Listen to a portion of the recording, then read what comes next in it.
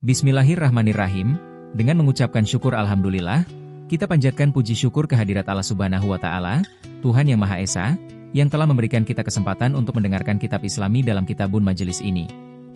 Pembahasan kali ini dari kitab Al-Fath Al-Rabbani karya Syaikh Muhyiddin Abdul Qadir Jailani. Majelis 23, menghilangkan penyakit hati. Pada hari Jumat, tanggal 12 Zulhijjah 545 Hijriah, di Madrasah Syaikh Abdul Qadir Jailani berkata, Rasulullah Shallallahu Alaihi Wasallam, sesungguhnya hati itu bisa berkarat, dan pengkilatnya adalah membaca Al-Quran, mengingat mati dan menghadiri majelis-majelis zikir. Hati itu bisa berkarat, kecuali apabila dipelihara oleh pemiliknya sesuai dengan tuntunan Rasulullah Shallallahu Alaihi Wasallam. Apabila tidak, maka hati akan berubah menjadi hitam karena jauh dari cahaya. Hati menjadi hitam karena kecintaan terhadap dunia dan sikap rakus terhadapnya, tanpa sifat wara. Karena barang siapa yang di hatinya telah bersemayam cinta dunia, maka dia tidak akan wara, sehingga apapun dia ambil, tidak peduli halal dan haram, telah hilang rasa malu terhadap Tuhannya dan tingkat kewaspadaannya. Wahai kaum, terimalah pesan dari Nabi kalian. Bersihkanlah karat yang ada dalam hati kalian dengan obat yang telah disebutkan oleh beliau. Apabila salah seorang di antara kalian ada yang sakit, lalu seorang dokter memberikan resep sebagai obat, maka dia akan berusaha mencarinya dan mempergunakan resep tersebut. Mendekatlah kepada Tuhanmu baik dalam keadaan sunyi maupun ramai, jadikanlah dia sebagai sesuatu yang terlihat oleh matamu, dan apabila ternyata engkau tidak dapat melihatnya sesungguhnya dia senantiasa melihatmu. Barang siapa yang berzikir dengan hatinya, maka dia termasuk orang yang berzikir, sedangkan orang yang hatinya tidak berzikir, maka bukanlah orang yang berzikir.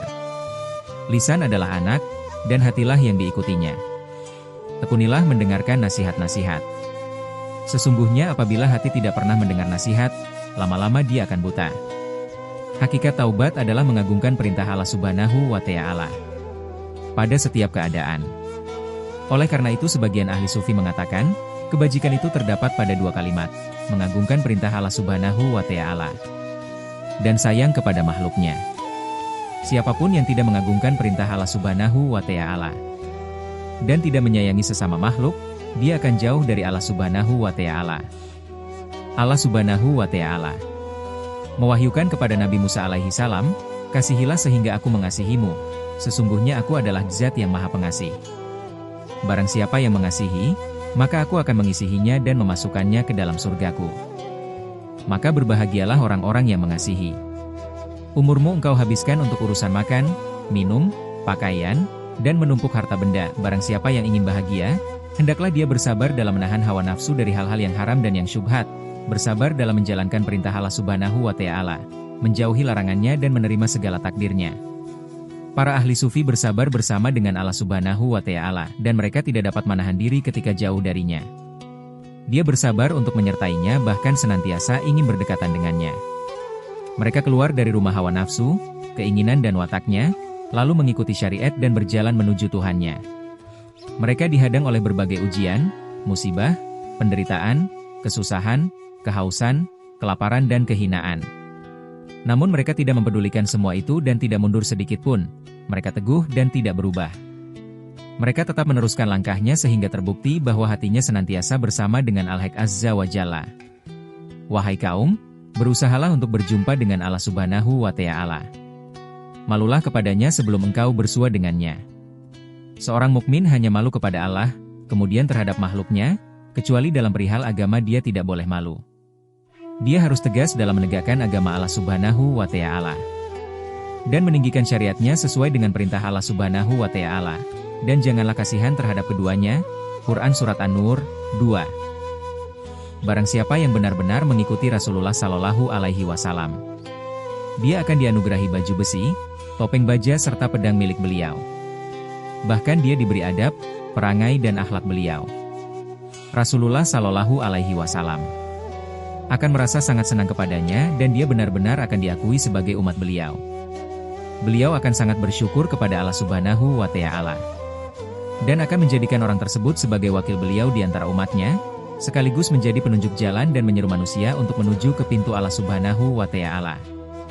Apabila dia meninggal dunia, maka Allah Subhanahu wa Ta'ala akan menggantikannya oleh orang lain. Tetapi orang yang seperti itu sangat jarang, mungkin hanya satu orang di antara 1000.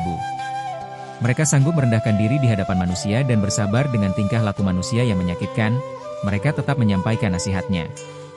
Mereka tetap menyunggingkan senyum di hadapan orang munafik dan orang fasik. Mereka tetap berkeinginan untuk membawa mereka ke pintu Allah Subhanahu wa Ta'ala.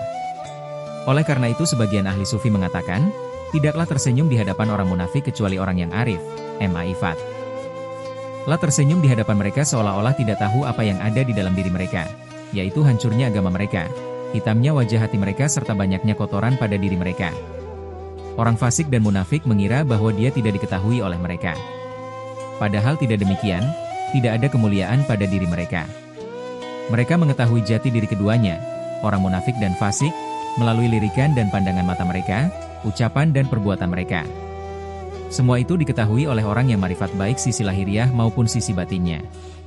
Oleh karena itu, tidak diragukan lagi, celakalah engkau yang mengira bahwa engkau dapat menyembunyikan diri dari pandangan para siddiqin yang marifat lagi mengamalkan ilmunya. Sampai kapan engkau akan menyia-nyiakan usia dengan sesuatu yang tidak berguna?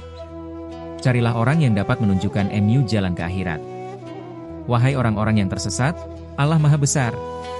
Wahai orang-orang yang bersekutu dengan sebab akibat, wahai penyembah berhala usaha, kekuatan, kehidupan, modal dan berhala berupa penguasa. Sesungguhnya mereka terhalang dari Allah Subhanahu wa Ta'ala. Siapa saja yang menganggap bahwa madarat dan manfaat dapat datang dari selain Allah Subhanahu wa Ta'ala, maka dia bukan hamba Allah Subhanahu wa Ta'ala, ia menjadi hamba anggapannya. Maka hari ini dia berada dalam neraka kemurkaan dan hijab, kelak di akhirat ia akan masuk neraka jahanam. Tidak ada yang selamat dari neraka Allah Subhanahu wa Ta'ala, kecuali orang-orang yang bertakwa, mentauhidkan Allah, ikhlas, dan bertaubat kepadanya. Bertaubatlah dengan hati kalian, kemudian ikuti oleh lisan kalian. Taubat adalah bulatnya tekad dalam hati untuk mengalahkan hawa nafsu, setan dan kawan-kawan yang buruk. Apabila taubatmu telah teguh, maka ia akan mengubah semuanya, hatimu, pendengaranmu, penglihatanmu, lisan dan seluruh anggota badanmu. Di samping membersihkan makanan dan minuman dari segala sesuatu yang haram dan syubhat. Kemudian hati-hati dalam mencari nafkah dan dalam jual beli. Jadikan puncak cita-citamu adalah Allah Azza wa Jalla. Tinggalkan segala kebiasaan lalu gantikan dengan ibadah, tinggalkan maksiat dan ganti dengan taat sehingga engkau benar-benar dapat mengamalkan syariat. Setiap hakikat yang tidak disaksikan oleh syariat adalah zindik. Apabila semua itu benar-benar telah terpenuhi, maka akan datang kepadamu fana dari akhlak-akhlak tercela dan dari keinginan melihat seluruh makhluk. Saat itulah lahir dan batinmu akan terpelihara oleh kesibukan bersama dengan Tuhanmu. Apabila hal itu telah sempurna, maka apabila dunia menghampirimu dengan gemerlap dan kemewahannya, hal itu tidak lagi membahayakanmu dan tidak akan menggoyahkan kakimu dari hadapan pintu ilahi.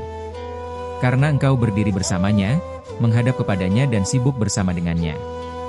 Memandang keagungannya engkau akan terpisah dan memandang keindahannya engkau akan terkumpul. Engkau memandang keagungan dan keindahannya. Apabila engkau pandangi keagungannya maka akan tumbuh rasa takut, dan apabila engkau pandangi keindahannya maka engkau akan menimbulkan harapan. Engkau akan tidak berdaya menyaksikan keagungan dan akan menjadi teguh ketika menyaksikan keindahannya. Beruntunglah orang yang dapat menyantap hidangan ini. Ya Allah, sediakanlah bagi kami hidangan yang lezat ini. Ya Allah, berilah kami makanan di dekat MU dan berilah kami minuman dari kelembutan MU. Ya Tuhan kami, berilah kami kebaikan di dunia dan kebaikan di akhirat, serta peliharalah kami dari siksa api neraka. Amin. Ya Allah, fanakanlah kami dari segala sesuatu selain Engkau, pertemukan kami dengan Engkau. Ya Allah, berilah kami manfaat dari apa yang kami katakan, dan berilah mereka manfaat dari apa yang mereka dengar dariku. Ya Allah, anugerahkan kepada kami penerimaan atas takdir MU dalam setiap keadaan. Ya Allah, bantulah kami untuk memerangi nafsu kami. Ya Allah, tolonglah kami dengan ketaatan kami kepada MU, dan jangan hinakan kami dengan kemaksiatan yang kami lakukan. Ya Tuhan kami, berilah kami kebaikan dunia dan kebaikan akhirat, dan peliharalah kami dari siksa api neraka. Amin ya Rabbal Alamin.